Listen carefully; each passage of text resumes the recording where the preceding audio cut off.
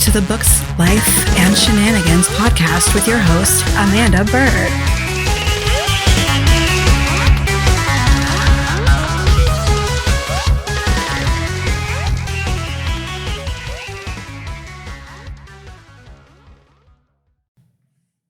Hey, welcome to this week's episode of the Books, Life, and Shenanigans podcast with me, your super anxietal, I'm kidding, box of Fruit Loops host, Amanda Bird. So this week we are talking about anxiety. This is the anxiety episode. Excuse me, this may go, 30 minutes, 45 minutes. I haven't figured it out yet. Wow, that's really loud. Sorry, I have my headset on and I'm messing around with the volume and it's super effing loud in my own ears. So I'm trying to kind of keep that from not making me go deaf. So anxiety, what is it? What are the different symptoms? How does it affect our daily life, right? Dr. Ramani had a really good explanation of it that I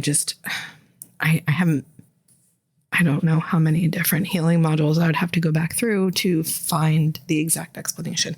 But basically, anxiety is a liar and a thief. It is a liar because it believes it's protecting you from everything. It's a thief because it takes away your joy. It takes away your happiness. It takes away your peace. And I don't know about you, but at this point in my life, with my healing journey and everything else that I've got going on, I'll cut a bitch who fucks with my peace. Like I'm not playing anymore. I am just, nope, I'm not. If I cut you off, remember you handed me the fucking scissors. So let's get into some actual definitions here just so that you fully understand what's going on here. So there's a few different types of anxiety disorders. And I really like the way that Mayo Clinic kind of breaks this down in the overview. Experiencing occasional anxiety is a normal part of life. Yes, that is the very first sentence. However, people with anxiety disorders frequently have intense, excessive, and persistent worry and fear about everyday situations. Often, anxiety disorders involve repeated episodes of sudden feelings of intense anxiety and fear or terror that reach a peak within minutes. And then in parentheses next to that is panic attacks. So what a panic attack is, let me break this down for you real quick. For most of us who experience these things, it feels like if you've ever been kicked in the center of the chest or, hit in the diaphragm, you know the feeling of your breath being sucked out of you and your heart basically kind of stops. In the case of a panic attack, it's that, and then your heart will start to feel like it's pounding out of your chest, kind of all at the same time. And they don't last very long. I've experienced once or twice in my life some pretty nasty panic attacks that have lasted a few minutes, which those are entirely abnormal.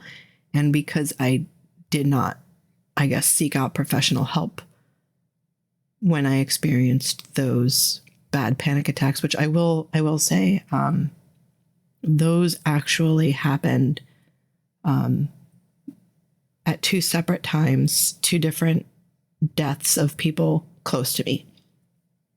I am not the kind of person who freaks out too much over someone passing on. But in these two cases,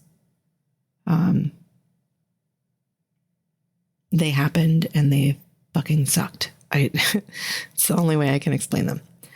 So Mayo Clinic goes on to say these feelings of anxiety and panic interfere with daily activities, are difficult to control, are out of proportion to the actual danger, and can last a long time. You may avoid places or situations to prevent these feelings. Symptoms may start during childhood or the teen years and continue into adulthood. Now, in my case, they did not start in childhood. They did not start in my teen years, at least not that I can remember. for me, they started in adulthood. They started probably in my mid to late 20s, carried on through my 30s. And I mean, to be completely honest, over the past couple of years, I haven't really had much of an issue until kind of recently because of, the triggers from healing. And then, other different things that I just never expected to actually cause an issue. And again, Dr. Ramani even says, while you're healing, the anxiety can kind of be a bitch. I'm paraphrasing. She doesn't say the word bitch. So, now, there are a few different anxiety disorders. There is generalized anxiety disorder, panic disorder, specific phobias. Agoraphobia has its own little thing there. Social anxiety disorder, separation anxiety disorder, and selective mutism. Now, selective mutism is usually, according to the APA, which is the American Psychiatric Association, selective mutism usually begins before the age of 5, may not be formally identified until the child enters school. Cool. So, if you have a kid who's not talking, who's experienced some kind of trauma, you might want to look into that. So, on the topic of diagnoses, I believe I said last week, generalized anxiety disorder and social anxiety. I also was diagnosed with panic disorder because I would have like 3 panic attacks within an hour, every day. It was bad. It was really, really bad. And I honestly don't know how I lived my life as heavily medicated as I did back in the early 2000s. I'm still kind of like looking back on those years going, yikes. Like as a person experiencing those things, it's one of those things where you're like, this absolutely sucks. I don't want to be around me. How do other people want to be around me and tolerate me? Shout out to the first husband for that one. Because I sure didn't want to be around me either. It was pretty bad. So yeah, with the generalized anxiety disorder, let me tell you what the APA says about that one.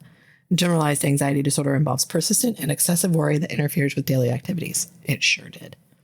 This ongoing worry and tension may be accompanied by physical symptoms such as restlessness, feeling on edge or easily fatigued, difficulty concentrating, muscle tension, or problem sleeping. Problem sleeping is where the anxiety-induced insomnia can come into play. Often the worries focus on everyday things such as job responsibilities, family health, or minor matters such as chores, car repairs, or appointments. In my case, it was all of the above, at least of those examples. It was the best way that I can break this down is anxiety is your brain thinking it's protecting you. It's part of that fight, flight, or fawn response. I couldn't tell you why my brain thought it was going to protect me from answering the phone, dealing with customers, dealing with the technicians, dealing with whatever the hell it was I had to deal with at my job, aside from my douchebag bosses, because let's face it, we've all had those. And coming from, the generation that I'm in, as a woman, we're used to being treated like shit by men. We're also kind of used to being treated like shit by anyone in general, especially our elders, because that was what was considered normal at the time. So yeah, it wasn't the easiest thing for me. I wish I could say there was one specific trigger, and I'm sure there was if I think about it long enough and hard enough, but to be completely honest, I'm not really sure I give a shit. I'm a lot better than I was then. I am really no longer medicated. Actually, I'm no longer medicated except for actual physical medical issues. But that's neither here nor there, I think.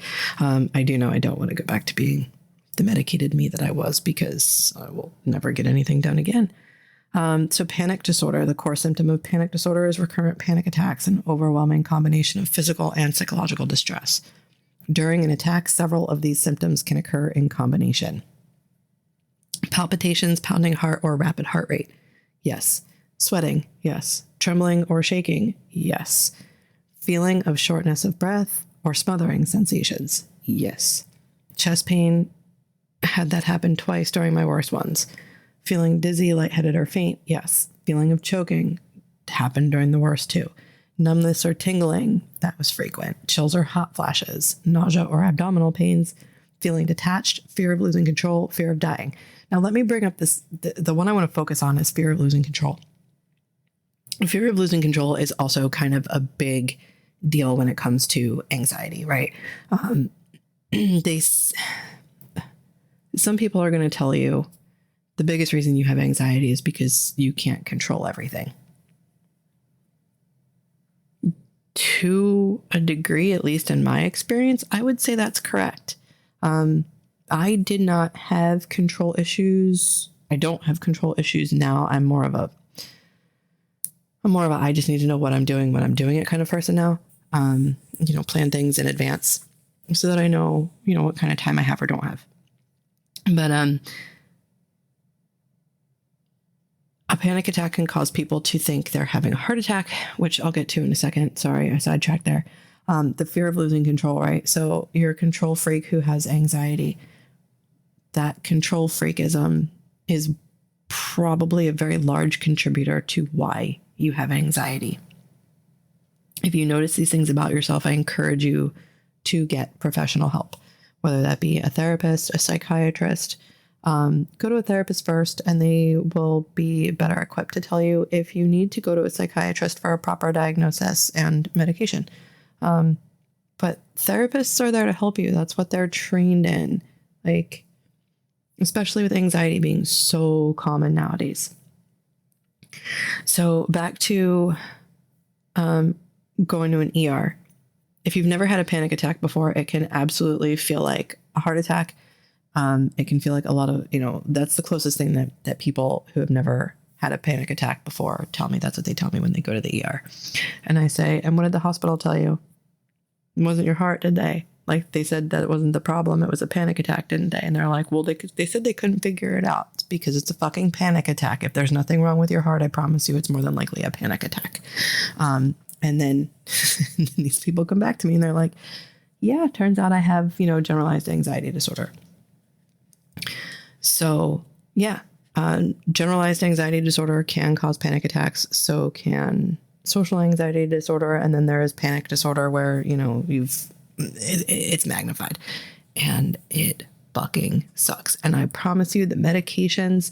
So there's daily maintenance medications, and then there's kind of as needed medications, as I call them. I don't remember what exactly they're called. I don't want to be a fucking shrink. Do I want to finish my bachelor's degree in psychology? Absolutely. Because I am here for all of the psychological learning shit, because it just intrigues me and I love it so much. But, I wouldn't do anything with that degree. So I don't really know if it's actually worth it to spend that money to go back to school. So back to the different types of anxiety disorders. Phobias, specific phobias, excessive and persistent fear of a specific object, situation, or activity that is generally not harmful. Patients know their fear is excessive, but they can't overcome it. These fears cause distress that some people go to extreme lengths to avoid what they fear. Examples are public speaking, fear of flying, or fear of spiders. Public speaking sucks. It is normal to public speak, to be, part of a public speaking situation, and you start to tremble a little bit or shake and get the sweats and your mouth dries out. That's normal, right? Because most of us aren't used to public speaking anything. When I first started doing, NerdQuest and other different in-person or live streaming events where I had to talk to other people, I think the biggest one for me was panels. Different author panels. I had a big problem with those, and I would kind of clam up and I would get real sweaty. My palms would get clammy. I would, my mouth would get dry, and I had a problem with it. Now it's not as bad as it is. It's one of those things you kind of get used to the more you do it, and you have to kind of force yourself to do it, right? Especially if it's something you actually look back on and you're like, I enjoyed that quite a bit. So let me figure out how to do this more. Fear of flying is a little different. Fear of spiders. I do have a fear of spiders, but it's not a phobia. I promise you it's not a phobia. I'm going to just look at it and be like, burn it, scream, and run away. Like I'll say the words burn it. The only spiders that are welcome anywhere near me are daddy long legs. So we go on to agoraphobia. And this fear is out of proportion to the actual situation. Apparently, I can't read or speak. The mechanisms in my brain and mouth are just not like my friends, apparently. And lasts generally 6 months or more and causes problems in functioning. A person with agoraphobia experiences this fear in 2 or more of the following situations: using public transportation, being in open places, being in enclosed places, standing in line or being in a crowd, being outside the home alone. Now, you've seen movies. The one I can think of where someone had been diagnosed with severe agoraphobia was Copycat with Sigourney Weaver. She couldn't leave the house. Her vision would tunnel and she'd get real dizzy and stuff like that. And then I think the other part of that was being in open spaces. If you've never seen the movie, I highly encourage you to check it out. It's actually really good. Sigourney Weaver. The agoraphobia stems from she was stalked by a serial killer. And then they wind up catching the killer. And now there's like this copycat killer, and hence the name Copycat. And it's just, it's an amazing movie. I encourage you to see it if you haven't. Social anxiety disorder. This is the one I still sometimes struggle with. Significant anxiety and discomfort about being embarrassed, humiliated, rejected, or looked down on in social situations. Kind of, sort of, but not really, right? Common examples are extreme fear of public speaking, meeting new people, or eating/drinking in public. I'm gonna go a little further into this to say it's not just meeting new people and or eating or drinking in public, right? When there are a lot of people, prime example for me is conventions. I used to have a very big problem with conventions. I had to be heavily medicated, but because my tolerance was so built up, it didn't, I could think, I could talk, I could walk. I wasn't completely stupid or zombified. But I still, if there is one convention I will not go to as an attendee or vend at because there are just entirely too many people in that facility for me to go to. MegaCon. I did MegaCon in Tampa, which that attendance, I want to say wasn't anything crazy, anything beyond what I'm used to. Now that they're back in Orlando, the attendance levels on that are very, very high. They're in the Orange County Convention Center, right? That's what that is over there. And it's just the thought of that many people in one day in one facility freaks me out to the point where I just think about it and my hands clam up. Like I'm starting to get sweaty now. That's an event I will stay clear away from because it's entirely too many people for me to even consider being around or dealing with. And it's not like I don't know that I'm not going to be surrounded by 130,000 people all at once. I know it's going to be 30 to 60,000 people all at once. And that's a lot. Whereas with a regular, a convention that I normally do, a smaller size convention that I normally do, I might interact with a few thousand people a weekend, and attendance rates are 30 to 60,000 over a 2.5 day time frame. So that kind of attendance really, really gets to me. It's not something at all I could deal with. Separation anxiety disorder. Excessively fearful or anxious about separation from those with whom he or she is attached. The feeling is beyond what is appropriate for the person's age, persists at least 4 weeks in children and 6 months in adults, and causes problems functioning. So the big thing I'm sure you're noticing here is the persistence in adults has to be about 6 months or longer. In kids, it's a couple weeks. So it's a lot of these are definitely, age dependent. Now, that's not to say that, oh, that's right, I was diagnosed with that too. It's not to say that as an adult, you're not going to be diagnosed with these things, but if it's been going on less than 6 months, that's still something you're going to want to bring.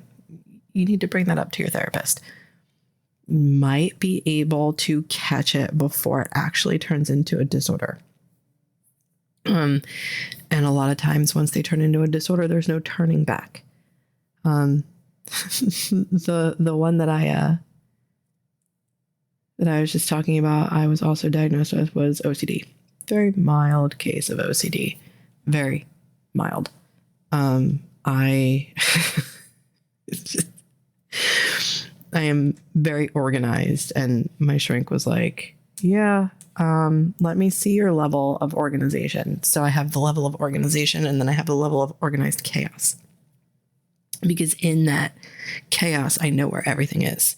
And then in the level of organization, it's almost obsessive. So yeah, there's the touch of that.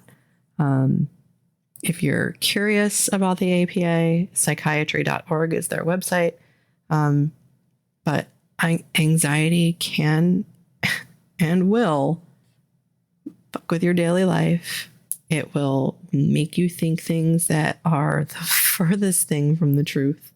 My most recent bout with it was, a week or so ago. And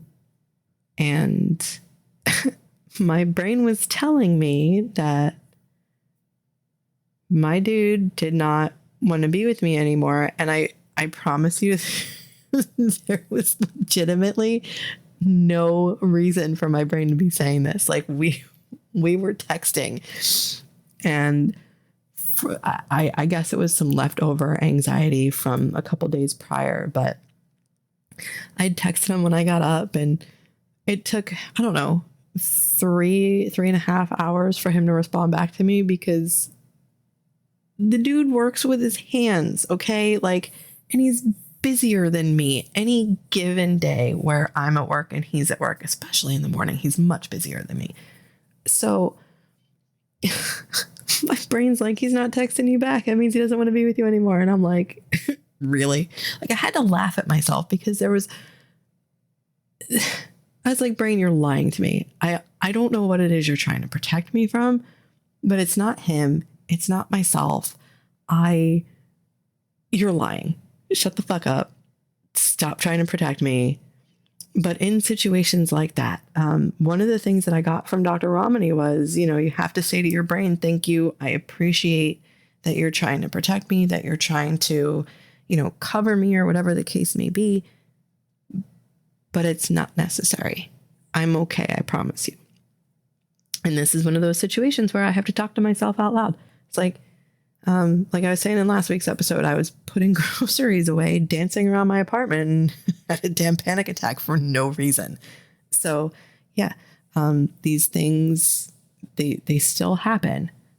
Luckily, I do not need any kind of medication or anything these days, because I am healing the things that have caused these issues in me. PTSD from my teenage years, PTSD from this last marriage, 2 different narcissists in my life, and the abuse brought on by them. One was absolutely worse than the other. And, it was also at a much more formative time in my life. So, to be going through these things, and then 15 years later, oh, hey, by the way, what? Yeah. So I'm not going to sit here and say you can heal yourself better all by yourself without professional help, because I am emphatically against that. I think everyone who experiences these things needs to seek out professional help. Not because I did want to be a therapist a long time ago, but because, 1, life is not meant to be lived alone. 2, these are things that, even though I'm trying to give kind of like a broad education on in these podcasts, it's not something you can fix on your own because you don't have the tools. Those tools you can be equipped with, but you need someone who knows the variety of tools, because there are so many tools, so many. Think of it like drawing or painting. You have so many different types of pencils to draw with, pens, markers, all kinds of different colors, different points. Like pens, you've got fine point, which is like 0.3, 0.5, 0.7. There's so many different tools that you can put in your toolbox to help yourself. But the internet's not going to help you there. You can't always talk to yourself or talk to your friends. And here's why. Your friends and your family are going to be the most partial parties ever. You need an impartial third party who doesn't know you from shit, so that you get a more accurate read and more accurate tools that can help you on your healing journey. Should I go to a therapist? Probably. Actually, it's not even a probably. That's next on my list. My health insurance kind of sucks, so I get to figure out how to do this. So that's, I do think professional help is necessary, especially in cases of anxiety. And it's funny because us psych students, let me tell you something, we're the first people to diagnose ourselves. The first people to diagnose ourselves. And then we'll go to the doctor and be like, hey, so I have this, and this. And they're like, all right, shut the fuck up. You must be a student. I got really lucky when I went to my shrink here in Florida. I gave him the rundown of everything, and he just kind of looked at me, and I said, what? And he goes, you're about to diagnose yourself, aren't you? I said, sir, I already have. And I gave him my diagnoses, and he's like, let's see what you got. Let's see if you'll be a good therapist. Turns out I would make a great therapist. The problem is I do not know how to be empathetic versus, I do know how to be empathetic versus compassionate, but the problem is I don't know where to draw that line, at least not these days. Back in my 20s, my early 20s, absolutely I knew where to draw that line. Now, no fucking way.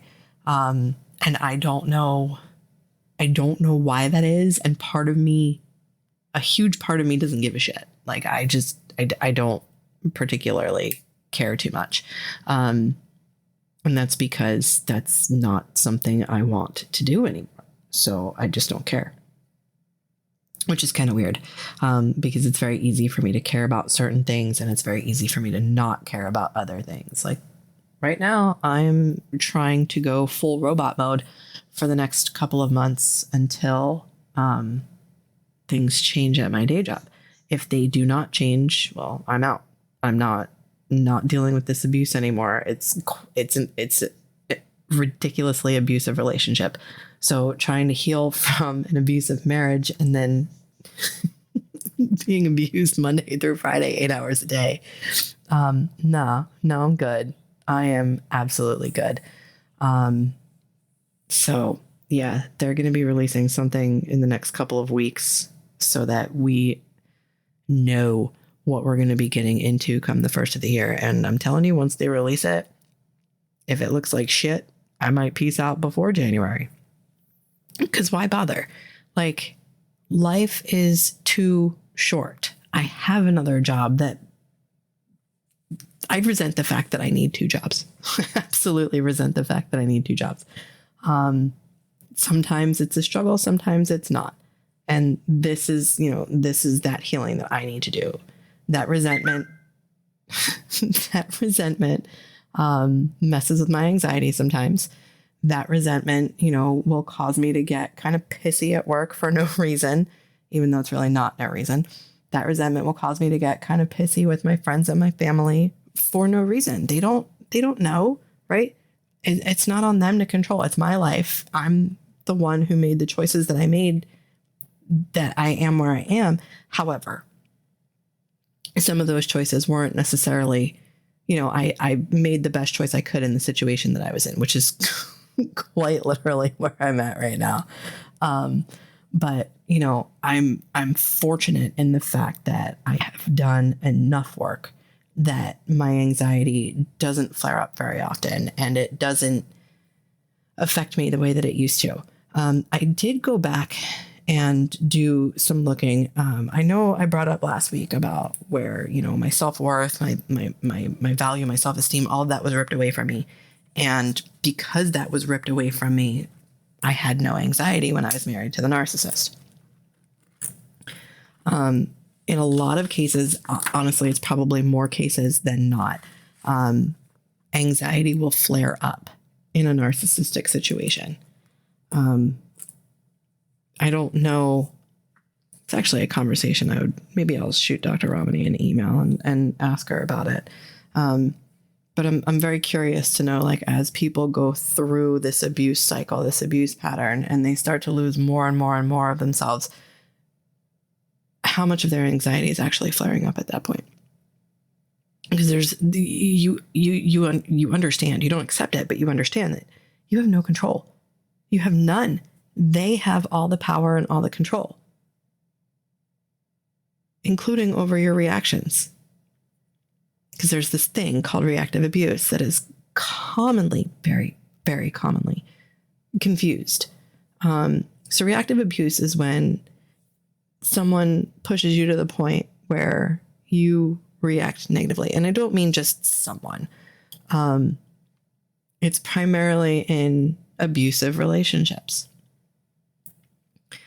So, for example, he would yell at me and beat me down and blame me and call me names and gaslight me to the point where I would yell back, or I would call him names back, or I would throw a bottle of ibuprofen across the room, nowhere near him, but fuck me, I was throwing something at him. That is reactive abuse. That is not you being abusive. That is them pushing you to react negatively so that you look like the abuser when you're not the abuser. That's the best way I can break that down. I have been in forums where people are like, oh, because you reacted negatively, that makes you the abuser. And I'm like, and that makes you the narcissist. Peace out, my dude. Like, that does not make you the abuser. I promise you it doesn't. If you think you're an abuser, guess what? You're not. Just like narcissists don't ever question, am I a narcissist? They don't. They will never think those words. They will never think that question.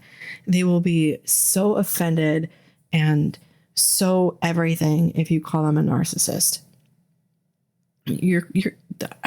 I did this. I fucked up doing this so many times.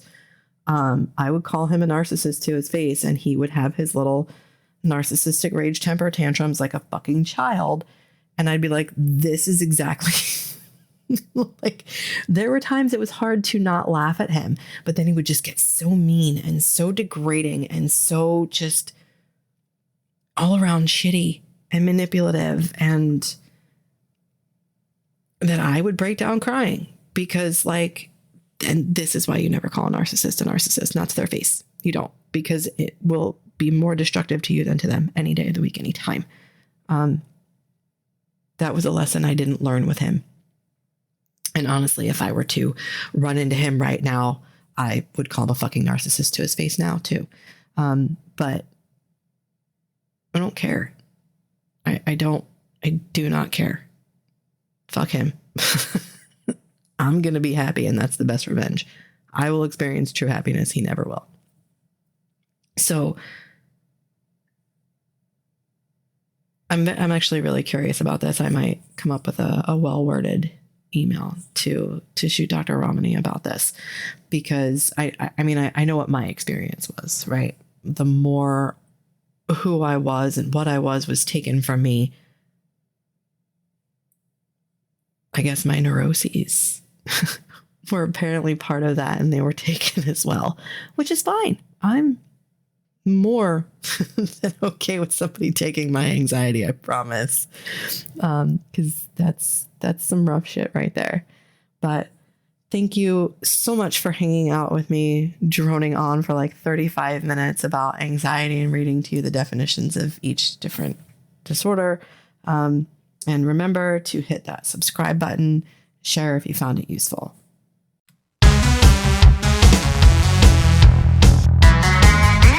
This has been the Books, Life, and Shenanigans podcast with Amanda Bird. Song credit, audionautics.com. Intro action, AUDIONAUTIX.com.